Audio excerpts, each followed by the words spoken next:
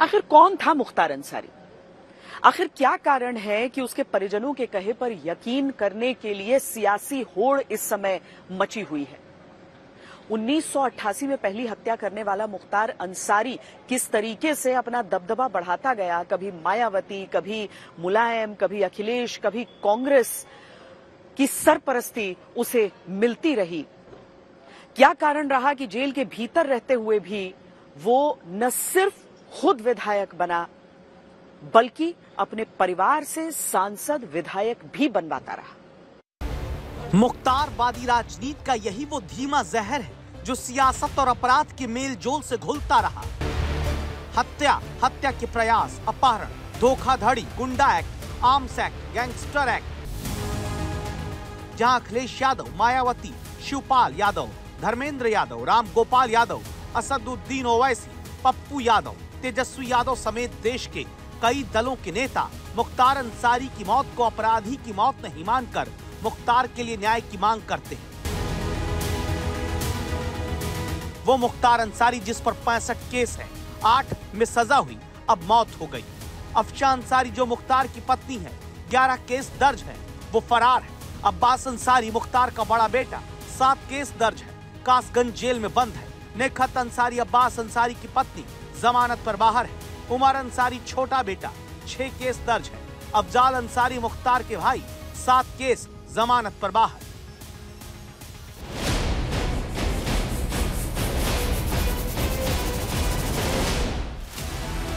100 से ज्यादा केस जिस परिवार पर दर्ज है, उसमें ऐसा क्या है कि उत्तर प्रदेश की 2 बड़ी पार्टियां, मायावती की बीएसपी और अखिलेश यादव की समाजवादी पार्टी, मुख्तार और मुख्तार के परिवार के करीब दिखती रही। 15 साल की उम्र में पहला अपराध करने वाले मुख्तार अंसारी को उत्तर प्रदेश विधानसभा के गलियारे और सदन तक सबसे पहले साल 1996 में मायावती की पार्टी ने ही पहुंचाया। आज वही मायावती मुख्तार अंसारी की मौत पर जताई जाती आशंकाओं पर उच्च स्तरीय जांच चाहती है, क्योंकि मुख्तार के जीवित रहते और मुख्तार की मौत के बाद मुख्तारवादी वोट में सियासी दिलचस्पी है। इस वोट की चिंता ना होती तो देखिए इस परिवार को। ये कृष्णानंद राय का परिवार है, बीजेपी के वो पूर्व विधायक जिन्होंने मुख्तार के घर की सीट से भाई अफजाल को हराया, तो 3 साल के भीतर ही कृष्णानंद राय के काफिले पर साल 2005 में 400 गोलियां बरसवाने वाले मुख्तार ने जेल से ही पूरे हमले को लाइव बैठकर सुना था। बीजेपी विधायक समेत 7 लोग मारे गए थे। पूरा पूर्वांचल थर्रा गया था और जेल से ही फोन पर जेल में ही बंद अभय सिंह से हुई मुख्तार की इस बात का जिक्र हर बार आता है। कोई आपको शंका ना रहे, इसलिए पहले एसटीएफ प्रमुख और अब ADG law and order Amitabh Yash का एक बयान याद कराते हैं। मुख्तार अंसारी ने कहा, काट लिहिन मुट्ठी में। ये जो जिक्र है, ये कृष्णानंद राय जी चोटी रखते थे और उनकी हत्या के बाद राकेश पांडे ने उनकी चोटी को काट लिया था और मुख्तार अंसारी को दिया था। इसी के बारे में मुख्तार अंसारी जिक्र कर रहा है। ये हनुमान बताते इनके साथ जेल में रहा था और क्या रोड रहे थे? जी हाँ, हनुमान उर्फ राकेश पांडे मुख्तार अंसारी के साथ जेल में था इसी घटना में, और इस पर और हनुमान पांडे मुख्तार अंसारी की सेवा में लगा रहता था। अब आप सोचिए, धीमा जहर मुख्तार अंसारी को दिया गया या फिर खुद मुख्तार ही सियासत और अपराध के घालमेल से धीमा जहर दहशत और गोलियों का ऐसा फैलाता रहा, जहां कृष्णानंद राय का परिवार अब मुख्तार की मौत को इंसाफ मानता है। वो रोपड़ जेल में रह करके ही वहाँ से अपराधीकरण का उसका बढ़ता रहा। मेरा यही था कि वो आकर के उसका सारा केस जिला गाजीपुर में था, वहीं से हमको उसी जेल से उसको बस हो गया। मान रही हैं कि जो आपने पहल की थी उसी का कुछ नतीजा निकला है? जी आशीर्वाद है बाबा विश्वनाथ का। कोई अत्याचारी चाहे दुराचारी हो, ज्यादा दिन नहीं रहता, क्योंकि उसका अंत होना ही होना है। मऊ का दंगा हुआ, मुख्तार अंसारी खुली जिप्सी में हर तरफ घूमता रहा, पर कुछ नहीं हुआ। वो बेखौफ रहा। सरकार समाजवादी पार्टी की थी। कृष्णानंद राय की हत्या हुई, मुख्तार अंसारी पर कोई कार्रवाई नहीं। जेल से 8 हत्याएं उसने करवाई। दरअसल एक खास वर्ग के वोटों की चाहत ऐसी रही कि सियासत में वो धीमा जहर घुलता रहा। मुख्तार अंसारी जेल से बार बार विधायक बनता रहा, हत्याएं कराता रहा और राजनीतिक दल अपनी जरूरत पड़ने पर उससे करीबी और वक्त आने पर उससे दूरी बनाते रहे।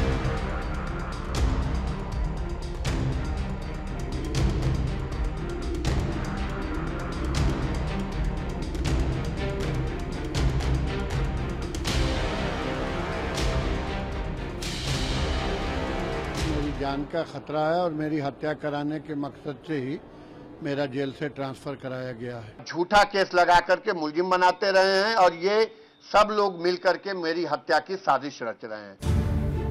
अपनी जान का खतरा न जाने कब से बताता रहा मुख्तार, दूसरों की जान लेता रहा। मुख्तार अंसारी चाहे विधानसभा में चलता रहा हो या फिर पेशी में मुख्तार आता रहा, उसकी ठसक के पीछे जिम्मेदार रही वोट की लालची सियासत। वो राजनीति जिसने मुख्तार की वजह से एक ईमानदार, कर्मठ और अपराध रोकने के लिए जान दांव तक पर लगाने वाले अफसर शैलेंद्र सिंह को रुला कर रख दिया। स्वाभाविक है कि 17 साल हम लोग का कीमती समय जब बर्बाद होता है ना, कोई नहीं पूछता है किस परिस्थिति में हम लोग जीते हैं।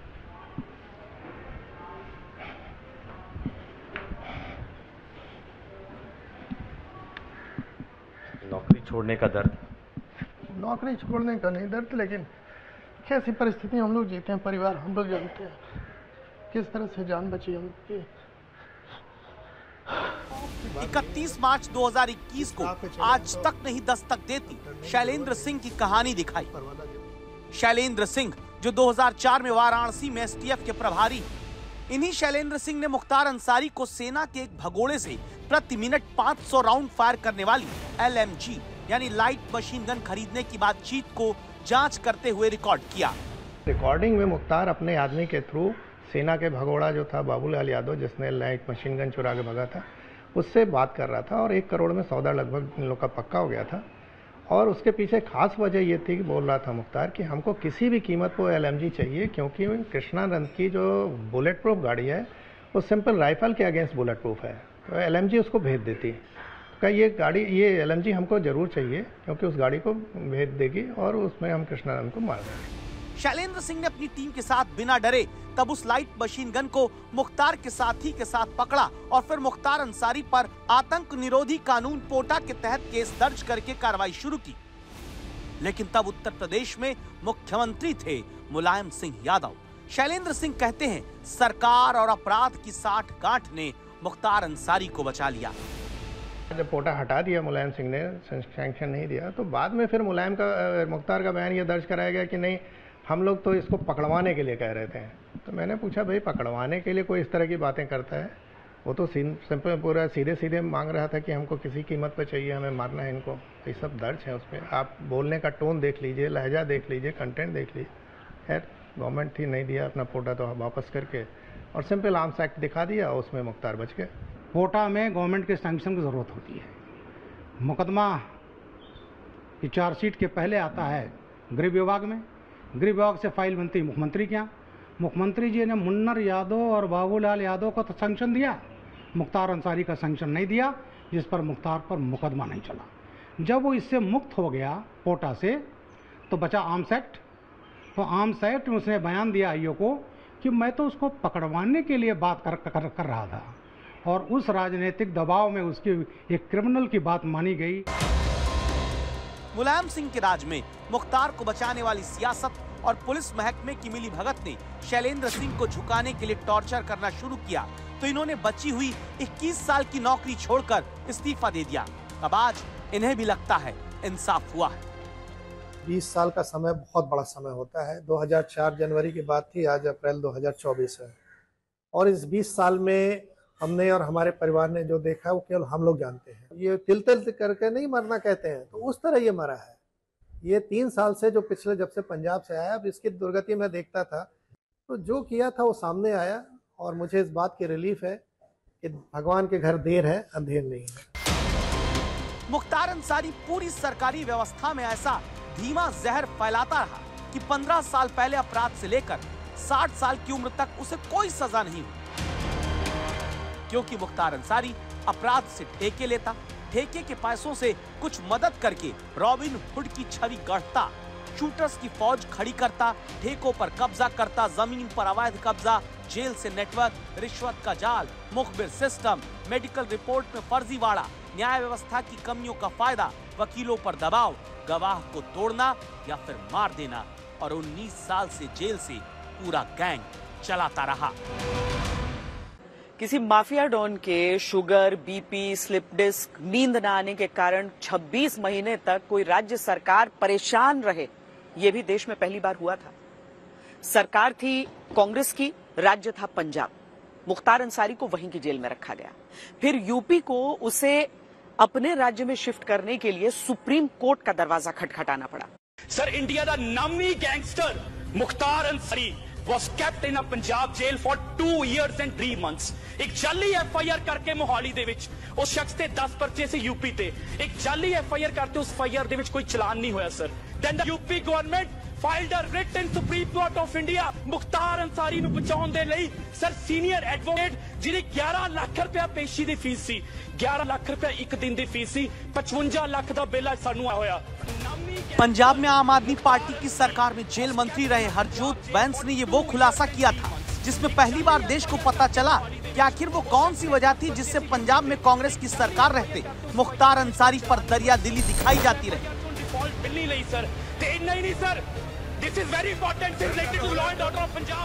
ऐसी दरिया दिली कि जेल में बंद रहे मुख्तार अंसारी को हर सुख सुविधा कांग्रेस राज में दी जाती रही और उसके लिए वकील का खर्च तक कांग्रेस की ही सरकार उठाती रही। मुख्तार अंसारी जेल से ही अपना साम्राज्य चलाता रहा है, इसकी गवाही पहले सुनिए।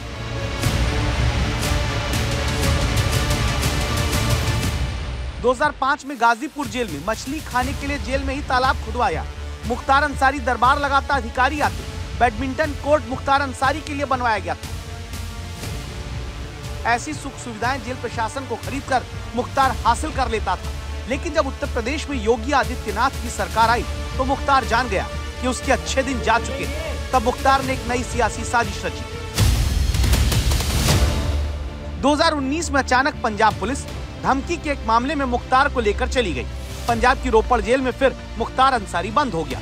धमकी का ऐसा मामला था जिसमें पंजाब की पुलिस ने ऑडियो मिलान तक नहीं किया था। उसके बाद करीब 35 बार यूपी जाने से मुख्तार को दावा है पंजाब पुलिस बचाती रही। हर बार मुख्तार अपनी सेहत का हवाला देकर रोपड़ जेल से यूपी की जेल जाने से बचता रहा। आखिरकार सुप्रीम कोर्ट के निर्देश के बाद पंजाब की जेल से यूपी मुख्तार लाया गया। व्हील चेयर वाला ये वीडियो तभी का है जब पंजाब से मुख्तार को यूपी लाया जाने लगा। इसके बाद ही उत्तर प्रदेश के मुख्यमंत्री ने बताया था कि यूपी में अब मुख्तारवादी सियासत नहीं चलती।